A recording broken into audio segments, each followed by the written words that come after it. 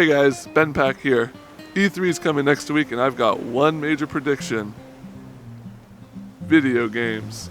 Let's get right into the reviews we didn't cover from last week.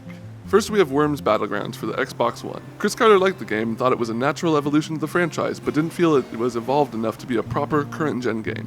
He gave it a 7.5 out of 10. We also reviewed ASTEBREED for the PC. ASTEBREED is a...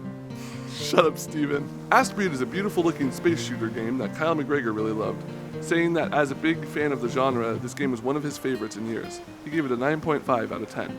We're going to start off this week with a banger, and that's Murdered Sole Suspect for the Xbox One. In it you play as Ronan O'Connor, a dude with an awesome name and a shitty fedora, trilby, whatever you want to call it, nerds. Turns out the game is about as good as O'Connor's fashion sense. Brittany thought Murdered was just bad, citing a story that fizzles out halfway through and is full of instances of the player figuring out things before the characters. This, coupled with boring gameplay segments, prove that there hasn't been a great game with Soul in the title since Soul Blazer for the Super Nintendo, which I would rather talk about than this pile of garbage. Brittany gave Murdered Sole Suspect a 4.5 out of 10. Next up we have a review in progress for Wildstar on PC. Resident king of MMOs, Chris Carter is reviewing the game and having a decent amount of fun with it. He said that there's a lot of customization and a cool PvP system, but nothing completely blew him away. I personally don't know much about Wildstar, but when I Google image searched it, I saw that there's a lady named Fedora and a dude named Brofessional. Reviews in progress don't have a score tied to them, but I'm giving it negative 600 out of 10. Finally we have a review of the newest Call of Duty Ghost expansion, Invasion, reviewed for Xbox One. The update adds some variation on Exile, the zombies-like mode,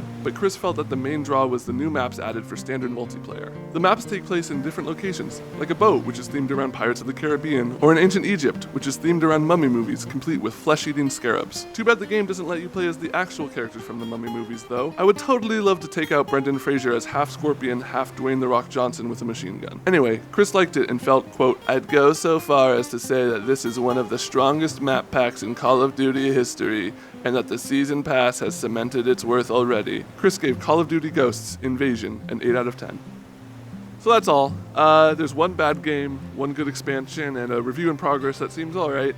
You know, it's the week before E3, so I'll give this week a little bit of leeway.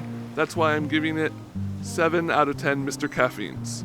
Go ahead and go to Destructoid.com and read all the reviews and come back next week, or not.